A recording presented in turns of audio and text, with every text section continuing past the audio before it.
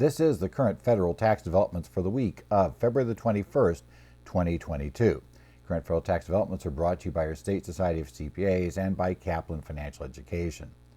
This week, we're going to be looking at what's really one big development we had this week that seems to have captured the attention of everyone, and that's going to be the IRS's relief granted for filing K2 and K3 for certain pass-through entities. So we'll discuss that here. And that relief, as we're going to be looking at, we're going to talk about how important is this relief, when doesn't the relief apply, and also what happens next year. So we have these issues to play with. So I'm Ed Zollers coming in here from Phoenix again. So let's get into the week that was. And I'll probably look at things that happened this week outside of this in next week's session. We'll do a little catch up. But this is kind of dominated. I've spent the entire week doing virtually nothing but sessions on this and then writing up answers after the session for questions, because it was one of those things where we had a huge number of people in a webcast and a topic that fit within the time frame barely. We did 1 hour or 2 hour sessions depending upon which sessions I was doing and when I'd scheduled things up. But in either case, we had way more people than we had the ability to answer questions during the session. So I spent most of the time when I wasn't interviewing clients I'd already booked for my tax season interviews, because we don't do sessions this late in the tax season normally, and then writing up these answers and doing sessions. So it's been an interesting week where all those things have happened. And I think the numbers I've talked to in the last week and a half in some form are an insane number of CPAs on every session. So it's been interesting running things and going. But let's talk about what happened this week. Now, as you may remember from last week, the IRS had attempted to defend the K2, K3 system, the one that they had kind of unveiled essentially back in 2020, but they had sort of hid the lead, shall we say, at least for partnerships, by burying information deep in the instructions for the partnership return that would have required virtually every partnership to file K2 and K3, essentially to provide Part 2 and Part 3 information that would be necessary for the foreign tax credit computation. In January, they had then issued an update that finally put something in the Who Must File section of the instructions, which most people would read initially to figure out if they really need to read the other 30 plus pages. And that suddenly gave the first clue that even if you had no foreign activities and no foreign partners, you might still need to actually file this form. And that became an issue, that people had to understand that this form was something you would actually need to deal with. So that was an interesting start. We got that in play. Now, the IRS last week essentially tried to tell in a statement given to Kristen Perillo of Tax Notes Today that, well, really we had this out since the middle of 2020 and nobody complained about this. And, and really we're not asking for anything we didn't ask for in the past. And, we don't understand what the upset is, but we're listening to people. And so it was kind of defensive in saying that, well, why hadn't you guys mentioned this before? Kind of missed the basic point. And the basic point technically was that the original instructions, we take a look back at those, what we had for our original instructions that we had, and let me switch, I've got a few things up here. So let me switch to the partnership instructions. They basically at the very beginning had, and you'll see it here in the third column, they had here the issue of who must file, and as we mentioned last week, very misleading in the nature that says the partnership need not complete this schedule if the partnership does not have items that are national tax relevant. Its schedule is K2, K3, because these are the K2, K3 instructions. And then it said typically international activities or foreign partners. Way too many people read that. I think most people would read that as saying, well, if my partnership has no international activities and doesn't have any foreign partners, I don't need to file this form schedule, so I can skip reading the other 33 pages. I might go ahead and read down just in case, right? There's something else, so I might read, but nothing in here, said essentially that I had to, do it if I didn't have those two things. Nothing mentioned the problem. Well, as you're kind of aware, back on January 18th, the IRS put up this changes to the 2021 partnership instructions for K2 and K3. And suddenly they added this section at the bottom of that note, at the bottom of that section that said, oh yeah, by the way, if you have any partners that have foreign taxes and might need to fill in 1116 or 1118, well, you probably need to complete the form. And what that did was, at that point, you began to notice, if you actually had read if you actually wanted to go back and look at the entire instructions, first thing is you would have inserted that right over here at the top on page 2, the first column, right at the bottom of that before where and when to file. You would have inserted that there. But then, if you actually went back and read the instructions, you would have found this existing instruction on page 7, this little note here, nice long paragraph for a note. But essentially, what it told you, which was in the original instructions, the IRS is correct about that, they just made it so you were not likely to ever have read these instructions if you just stopped at the first page, having concluded that you didn't meet the criteria for who must file. Well, turns out you did, because typically isn't everything, and turns out this. Now, typically would imply it's what's most likely going to cause your problem, and I would say that was wildly wrong. This was most likely to cause the filing. You have partners who have brokerage accounts and get foreign taxes passed out on dividends. That's going to cause your issue.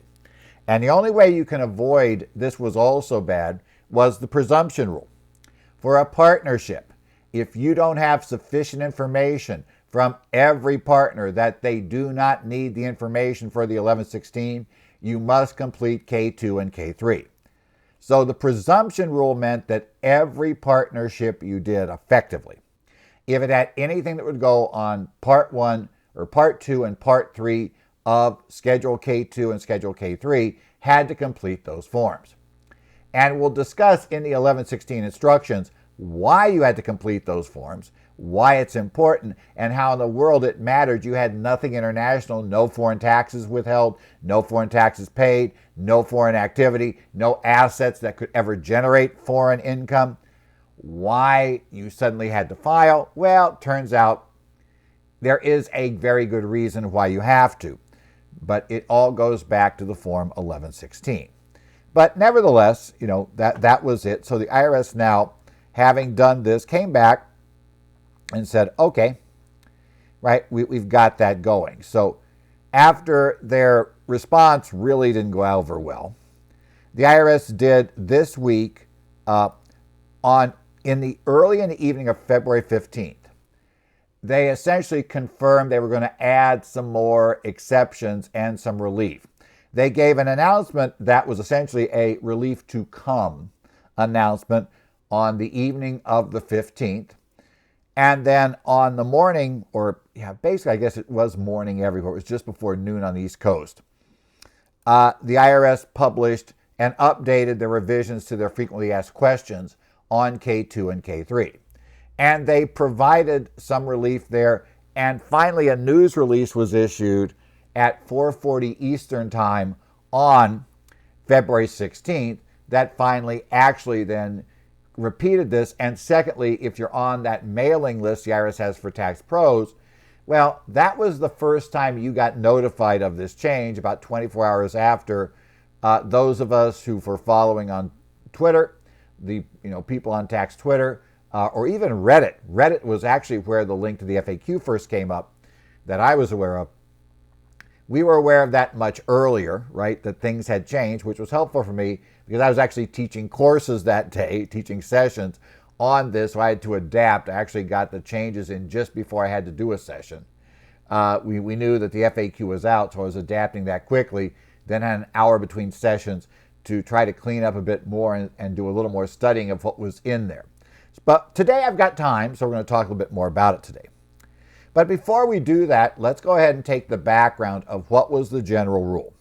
And the reason why the general rule matters, the rules that were in place, that were the entirety of the rules prior to the 15th of February.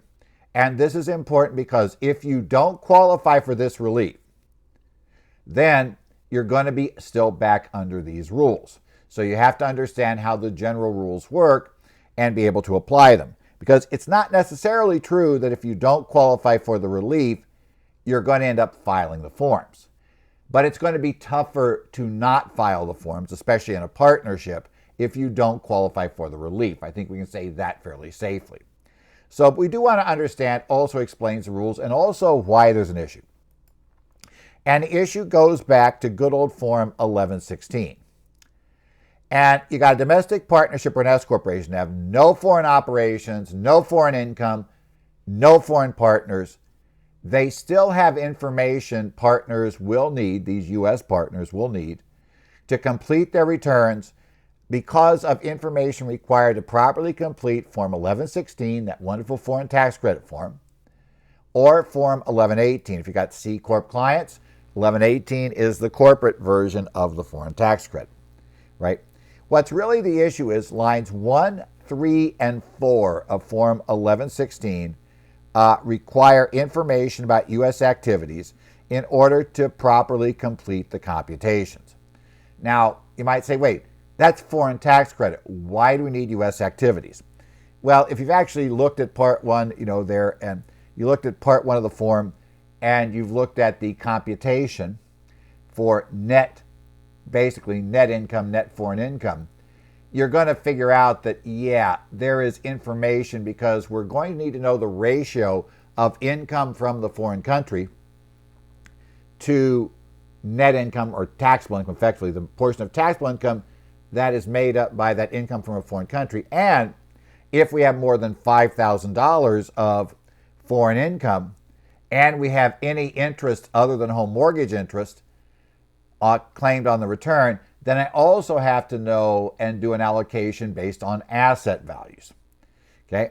And if you're saying, wait, you got to be kidding, right? That's not really there. Nope. Let's show you where it is. So we're not kidding. And this has been there for years. This is nothing new. That this has been around for years. So let's go ahead and let's take a look back into the 1116 instructions, in this case, Form 1116. And if you look at that, you come down here, and where you're going to see where our problem comes in is right here in the Part 1 specific instructions, beginning on page 15. Now that tells you about taxable income or loss from sources outside the United States. And one of the problems you've got there is that you're going to be giving us gross income not just from the foreign country, but I also need to know gross income from the United States, right? I need to know this, right? I need to know both gross income from the foreign country and the United States. Eventually, that's going to come up as we do it. At the very beginning, we just talk about gross income from the foreign country, and that's not a problem. But when you start getting over here at lines 2 through 5, deductions and losses, and specifically lines 3 and 4. Lines 3 are allocation of deductions generally that aren't specifically associated with a type of income. And item 4 is the allocation of interest. And when you get there, you're going to discover that we're going to be doing an allocation on line 3, right? So what we're going to have to do on line 3 is we're going to need to have our gross income. And our gross income, as we're going to see here, your gross income from all sources and all categories, both U.S. and foreign. Now, your partnership may have no foreign income, no foreign gross income, but it's wildly likely it has U.S. source gross income. It's wildly likely it has deductions. It's wildly likely, that not wildly likely, but somewhat likely, especially if it's a rental partnership, that you have interest expense. Okay? These items will all be required. Okay? The income is going to be required to allocate the expenses that don't directly relate to foreign income, and that, or foreign or U.S. income, and that could be things like standard deduction. It applies to either type of income. If all you had was foreign income, you'd still get a standard deduction, right? You'd get the standard deduction, and clearly it would all apply to the foreign income. If all you have is U.S. income, you're getting the standard deduction. It all applies to U.S. income. If I have a mix of U.S. and foreign income, then it applies to either, and that's important because The limitation on claiming the foreign tax credit will depend to a large extent on the ratio of foreign income in taxable income to overall taxable income, and we're going to compute that by starting with gross income and then computing the deductions that come out for the foreign income, and essentially what's left over will be U.S. Well, the deductions have to be allocated. That allocation is based mainly on gross income. And I say mainly because there's going to be an exception. But to know how far it goes, I said standard deduction. Look at this worksheet. Worksheet 4A on page 16 of the 1116 instructions specifically is dealing with your home mortgage interest, right? That's part of the issue here, right? Those are the issues involved. Also, we're going to find that if we have other interests, right? Other types of interests, and I'll scroll up here for just a second, right? In this case, if we have other interests, then we also have to do an allocation, right? That'll be there. Now, there is exceptions if we don't exceed $5,000. But as noted here, much of that interest, aside from home mortgage, has to be allocated using a special asset method that is described in detail in Pub 514. That's also going to be a key issue here. To understand the instructions for the K2 and K3, Part 2, Part 3, there is a presumption you have read and you're familiar with the instructions found in the 1116 instructions and Publication 514, which deals with the foreign tax credit. So as I said, Publication 514, foreign tax credit for individuals, there's an assumption you know about all this. So that's our starting point. If we need anything that's talked about in this publication or back on the instructions for the Form 1116, we need any of that stuff to complete it, well, we need to have the partner, from the partnership, I need the partnership to inform me as a partner about that information. And that means that, yeah, it's going to get messy fast. So let's go ahead then and go forward. What in the world, when do we have to complete this under the general rule and under what conditions? Generally, we're going to have to complete this under the general rule if a partner or shareholder has foreign taxes for which a foreign tax credit may be claimed and they're not eligible to make the election to not compute the limit on credible foreign taxes and thus not file Form 1116. An individual can make that election if three things are true, and this is actually described on page 1 of the 1116 instructions. And what they're going to tell you there is you can do it if you have only passive category foreign income. Passive does not mean passive activity, Section 469, the loss limitation calculations. Nope. In this world, passive means dividends, interest, and certain other investment assets. And you'll find that is described for you in the instructions about how you can get out of doing this. Okay. Also, taxes reported on, if you have foreign taxes reported on qualified payee statements. Now that means I've got foreign taxes, but it's been reported to me on what's called a qualified payee statement. A qualified payee statement is 1099 INT, 1099 DIV, Form 1041 K1, or that should be Schedule K3, not K1, Form 1065 and 1120S. If all of my taxes are reported, my foreign taxes are reported to me using those schedules, I'm fine. And I have no more than $300 of such taxes. If all of that is the case, then I'm great. Things are ready to go. And the details of that election are found back in the 1116 instructions, and the initial part of it is found actually right on page 1. On page 1 of the instructions, we're going to find that this is found right when we get down there. And it tells you how to claim the foreign tax credit without filing Form 1116. If you do this, then you're going to be able to just claim the credit directly on Schedule, Schedule 3, Form 1040 on the simple line there. That line says, foreign tax credit. And then it says attach 1116 if necessary. If you make this election, there's no 1116 to attach. You just take those numbers straight over, your total taxes for the year, and that's what you report. In that case, basically, we don't need all this information. And by the way, the passive category income, it is discussed there, and it's a bit broader, we can say, than this, as I recall. It actually has a description there, but there, in addition to interest and dividends is usually the big thing, right?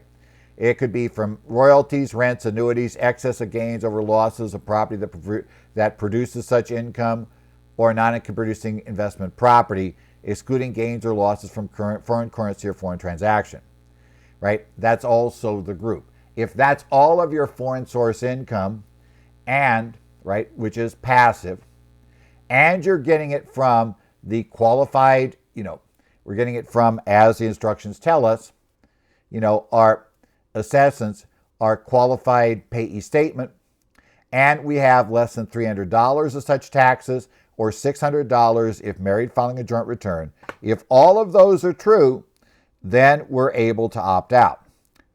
And so if a partner is able to opt out, then that also means we don't need to give him the K2, K3 information. He or she is just going to have to, in essence, tough luck, we don't have to tell you. You may want to anyway, but we don't have to. Now, where this becomes a problem is, we'll talk about in a second, is going to be what I'm going to deal with the presumption rule. But we'll get there in just a second. Now, here's the problem with the opt-out rule. Now, the opt-out rule is great for the 1116 if you meet that. The client has credible foreign taxes, so we have to qualify to opt out, to be able to just ignore the limits and ignore the limits on this year's tax and put the amounts onto the 1116.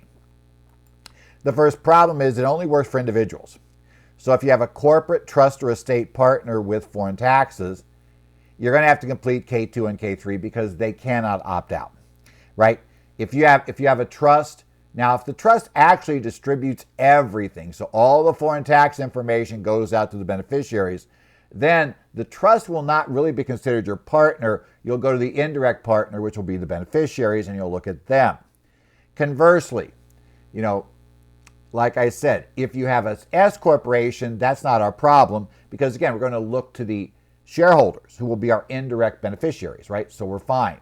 Don't worry, the S corporation can't opt out because it's going to pass it out. But we do have to worry about indirect partners all the way down. So if you have a partnership that is a partner in your partnership, you got to go find out about their partners. And if they have a partnership that was interested in them, you're going to have to drill down that level. You got to keep drilling till we run out of partnerships to look through to get that done. So kind of messy, but there's where we go. And while there's no foreign income limit, even $1 of non-passive category income, there is an exception for high taxed income that's described in 1116 instructions, even though that's normally considered general category income on the foreign tax credit form. For purposes of the limitation, for the purposes of the election, we will temporarily consider that to also be passive category income for purposes of the foreign tax credit. Again, remember, that's not passive income in the passive loss limitation sense. That's passive income in the older sense of interest, dividends. It's basically investment generated income is what we're looking at there. And finally, partner probably isn't going to know if they qualify or not until they have every 1099, consolidated 1099 from the broker, and they have every pass-through entity's K1. So it may take you a long time to discover if that partner will or will not need to file this information. So that's also a problem we've got. Now, the other big problem in the partnership range is a presumption. The partnership K2 and K3 instructions contain a presumption that all partners need this information.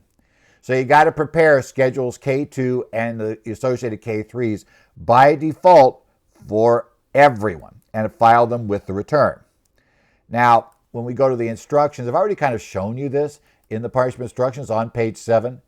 That last paragraph of the note on page 7 in the first column, it says, if you do not have or receive sufficient information or notice regarding a direct or indirect partner, regarding whether they can make this opt-out or whether they have credible foreign taxes, you must presume they're eligible to claim a foreign tax credit and such partner would have to file Form 1116 or Form 1118 to claim a credit.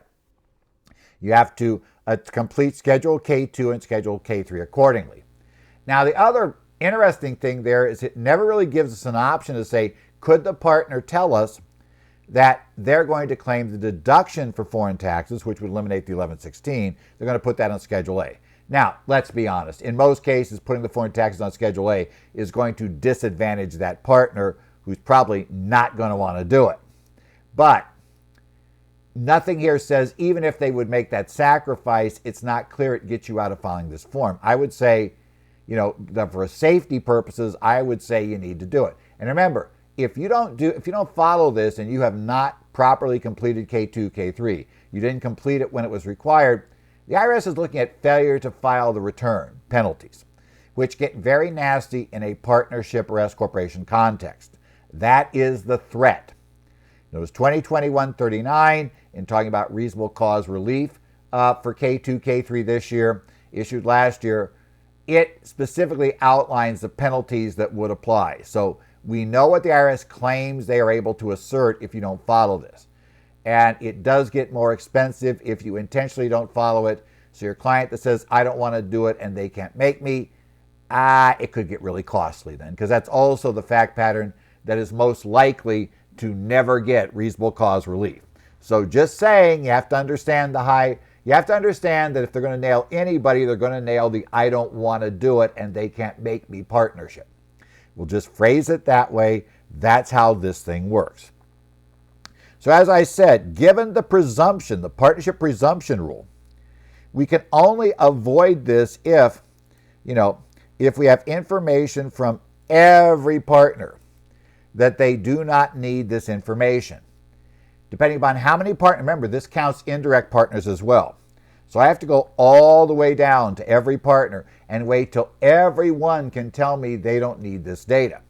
Now, if I'm preparing the individual partners for all the returns and they all give me authorization to share information with the partnership, I probably can't complete their individual returns so the partnership return is done anyway, right? I could literally, I basically probably would be in a position where when I'm ready to finish the partnership return, I've already got all their brokerage statements, etc., or I tell them they got to get that in or the partnership return won't be done. And I can force the issue a bit, shall we say. I might know everything, and then it's very simple. I can know they all qualify to opt out. I don't need the information, and now we're good. We can do it. It's much more complicated the more partners that are in the partnership that you are not preparing the return for, or if you have one of them, and then it becomes just impossible under this rule, who won't agree to allow the information to be shared with the partnership about whether they have to file the 1116 because they're mad at somebody. I don't know why, they just won't give permission. So in any event, be aware of, that issue. For that reason, a lot of firms that have a lot of partnerships where they don't do the partners, at least don't do the majority of the partners, they came to the conclusion early on, if the general rule applies, they are going to just do a K2, K3. They figured it's going to take way more time to, in essence, document everything and get all the information necessary to show they didn't have to file it. Then it would take the information necessary to just fill out the form and give it to everybody and just be done with it. So do that balancing act if you're under the general rule. Don't spend 30 hours doing work that, probably if your software supports things, might have taken you 2 hours to just do it. As opposed to, going through 30 hours of work and delaying filing until June sometime because that's when the one partner finally knew everything, and then discovering you have to issue the stuff anyway. In essence, they looked at way too many scenarios like that, just decided the smartest thing to do was just prepare it. So, yeah, you've got to balance how difficult will it be to meet the exception, to get the information to meet the exception for your partnership versus how much time will it just take to just give the information and be done with it. That's kind of the issue right now, okay? And as I said, all indirect partners are in this mix. Now, S corporations are a lot more interesting. The S corp K2, K3 instructions don't have any presumption line in it. In fact, they do tell us that we must prepare the schedules, do the K2, do all the K3s, if any shareholder requires that information. But these same instructions tell us that nothing in these instructions require you to make an inquiry of the shareholder unless other IRS guidance specifically requires it. And nothing in these instructions seem to require making the inquiry. So for an S Corp, we don't have the presumption, but there still are issues that you have to be realized. And I think there are two potential problems that can force an S Corp to do it anyway. First, if the signing shareholder, let's say the officer signing is a shareholder, 99% of the time, right, they're going to be. We don't usually have an officer that doesn't own shares. So if we have a shareholder signing the return, and that shareholder has credible foreign taxes that are going to be in excess of him or her being able to make the election, or he or she has other type of income. They know they're going to have other type of foreign income that's going to block the election. I don't think they can sign the form. I don't think they can sign the return because they would be committing perjury, because under the jurat, they are supposed to say this is true and correct to my knowledges, and they have knowledge that a shareholder requires this information. They do.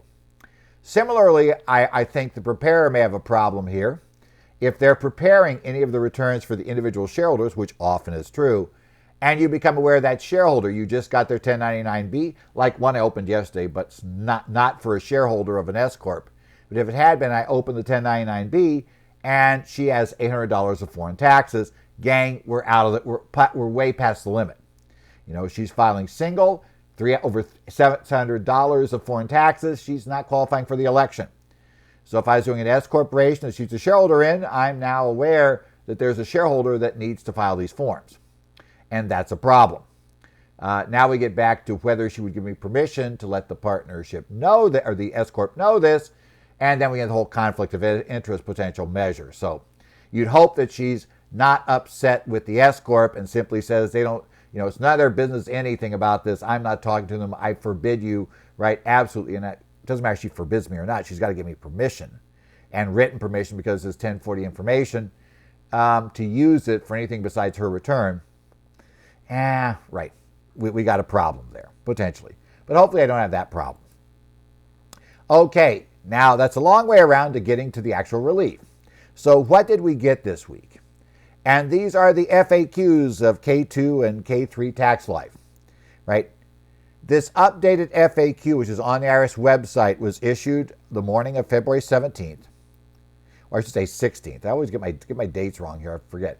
15th was the first day, 16th was the other. I keep forgetting Monday was the 14th, right?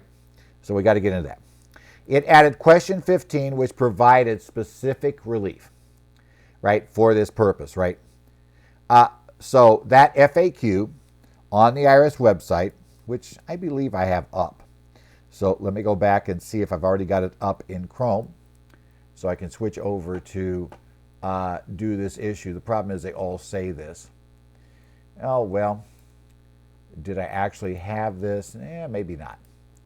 Okay, well, they put the, there it is, frequently asked questions. So this went up that morning, right? Actually went up the 16th, and then it got modified the 17th. And only modification of the 17th was they forgot to put all these added things in here, because all came up on the 16th to give the date these things came up. So basically this came up, and the big one's going to be down here in question 15. This is where you're going to find the additional exceptions for tax year 2021, because this describes all the other rules, but 2021 is part of that, right? So there'll be various issues involved here. Also some special cases if an upper tier partnership does not receive a K3 from a lower tier partnership, and issues like that. So we've got that described there, various other factors. But this is the big one we're looking at here on question 15. And we'll talk about question 15 and what exactly it told us here in just a second. Let's go ahead and keep going. Before you're going to get the relief under question 15, though, we are going to have to meet 3 criteria. And we'll talk about these 3 hurdles we've got to get over in order to be able to use it all. If you do not clear the hurdles, you're back to the general rules. So back to what we talked about before now. Okay, so just understand it goes. If you clear those hurdles, the presumption, at least for a partnership, changes. I'm not sure it changed at all for an S-Corp. By the way, the instructions were written for the S-Corp. So for the partnership, the presumption changes, right? You end up with a presumption no partner needs the information on Part 2 and Part 3. Now, if they need it for something else, some other part, this doesn't cover it. But we assume nobody needs that information unless a partner, or unless we become aware a partner will ask for this information. If we become aware of that, then we're back to having to file it and hand it out, okay? That's the requirement, but we now go to waiting for that. There is a link, which never fits well in these slides, but there it is, which will get you there. I just go to Google and, query, schedules K2 and K3 frequently asked questions. And if you want to really do that bright, you put site:/irs.gov first, then put that down.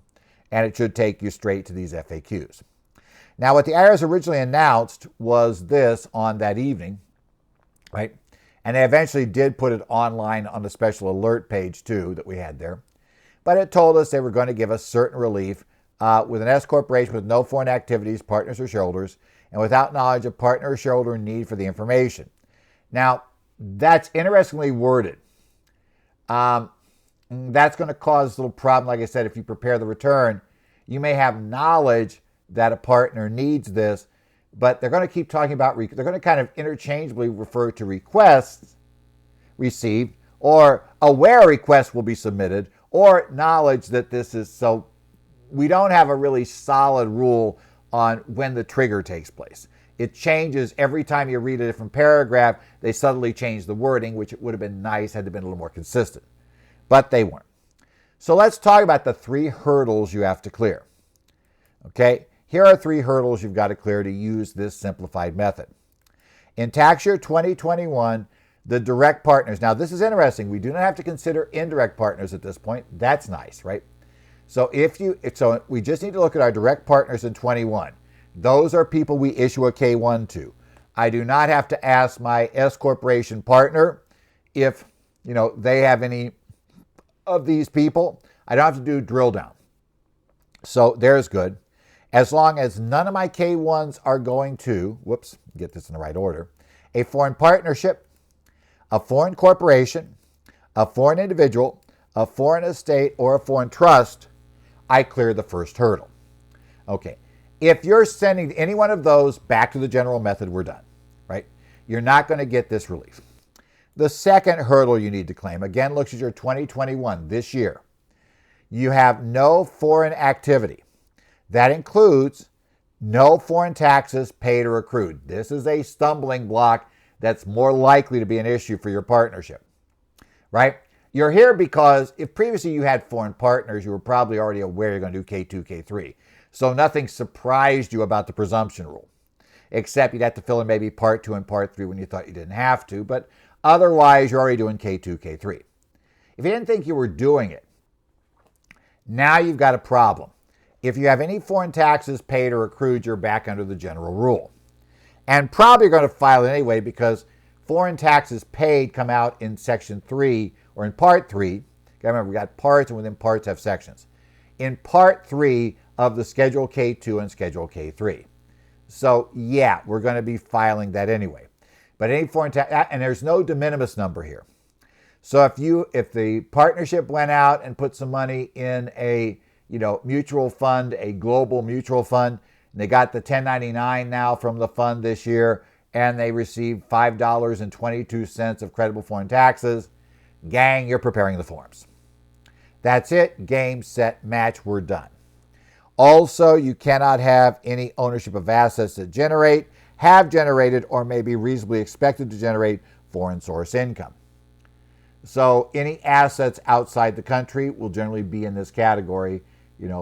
So you've got, you bought a rental property in Mexico. You're not yet ready to rent it, but you're planning to rent this property in wherever outside the U.S. That is an asset that may reasonably be expected to generate foreign source income, certainly will at some point.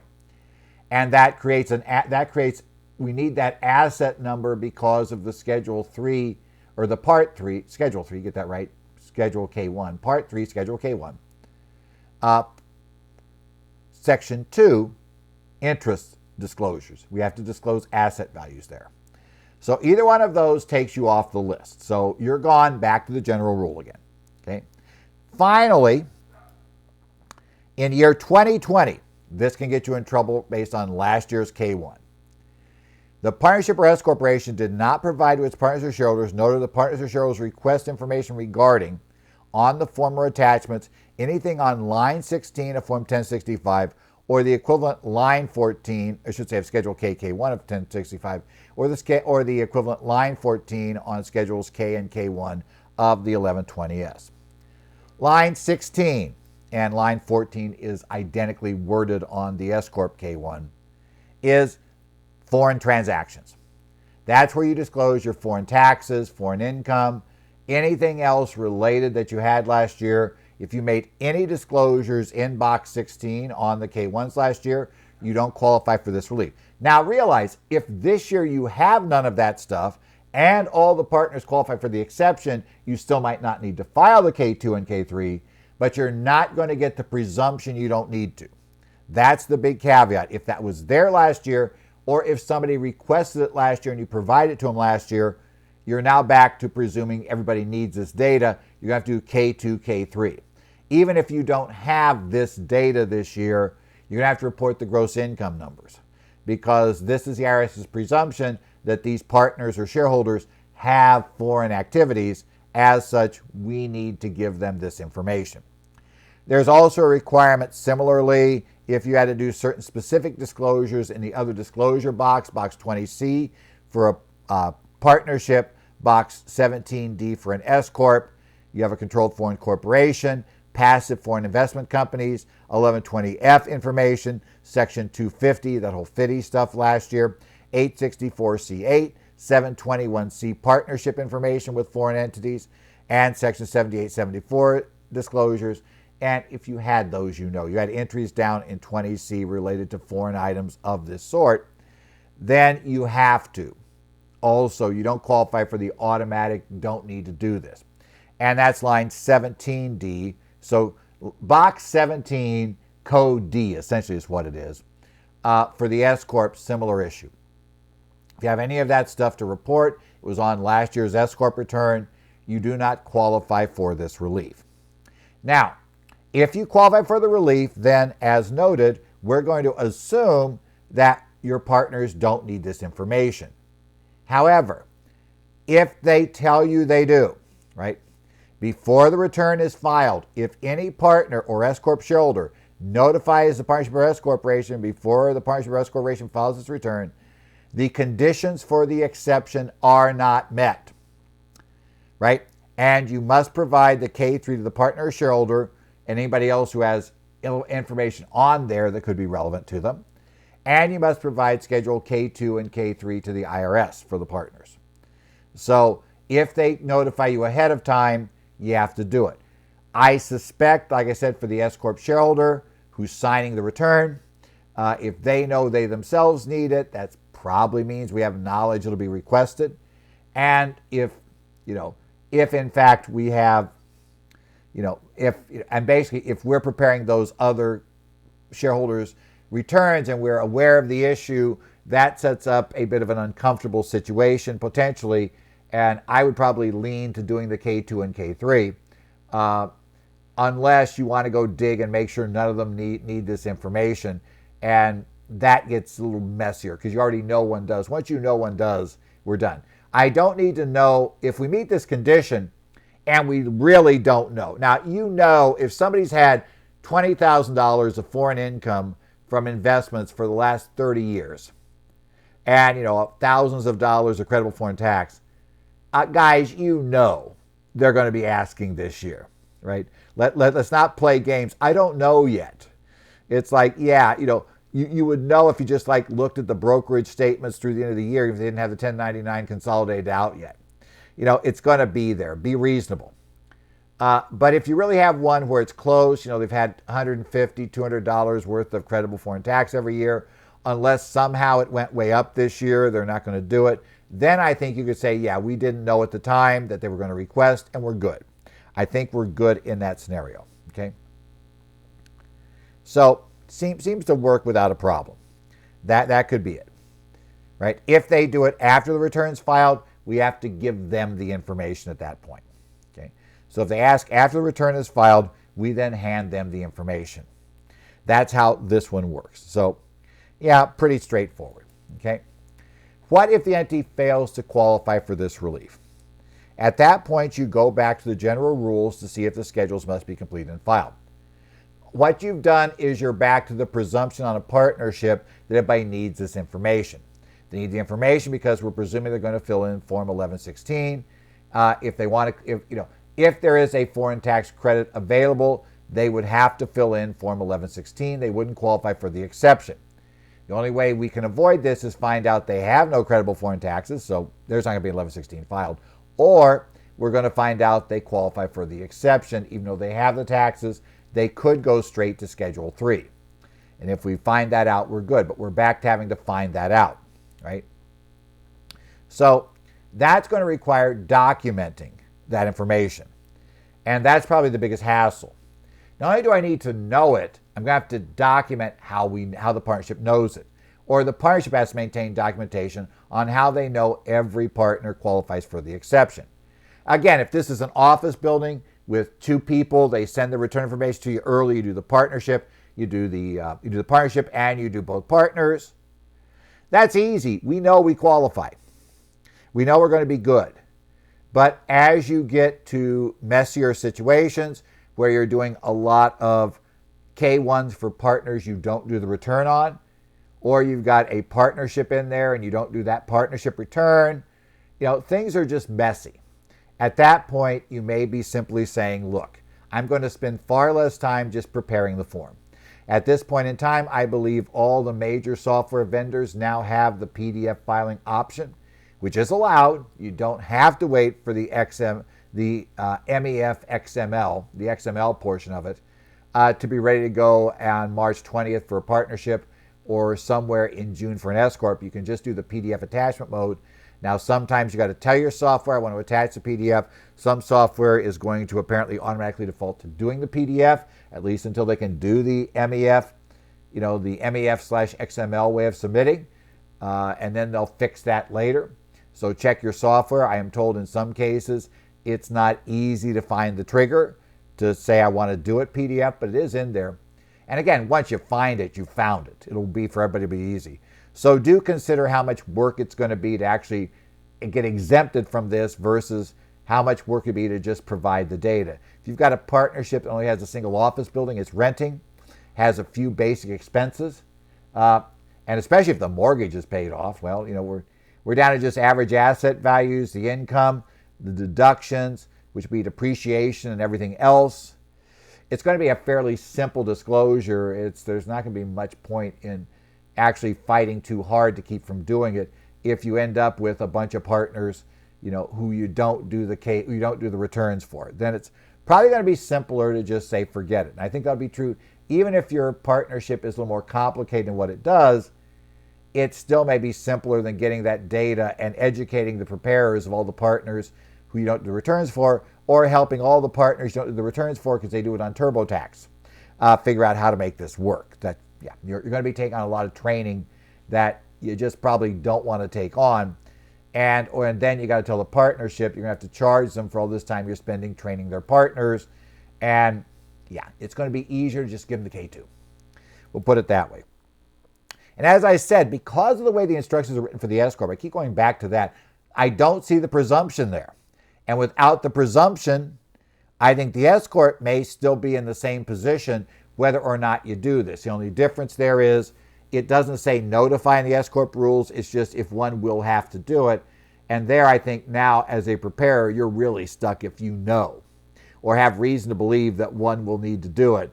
You're really stuck if you try to prepare the S-Corp return without preparing the K2, K3, because remember, you do sign a jurat under penalties of perjury as well, that return is complete and correct. In all relevant, in all areas, based on all of the knowledge you have, and you have knowledge it's not. So that's a problem. Otherwise, hey, we got it. Will we see more relief? I don't know. I doubt this year we will. Will they carry this over to next year? Right now, everything just says for 2021, you get this special relief. So right now, you have to assume for 22, you're back to the general rule for everybody and the partnership presumption that everybody needs this data on your gross receipts, period, and having to get disclosures, information, or statements from all partners that they qualify for the exemption or have no foreign taxes, and that'll be the deal going forward. So for now, be aware next year, until we hear otherwise, presume you got to get all this done, so be aware of how it happened.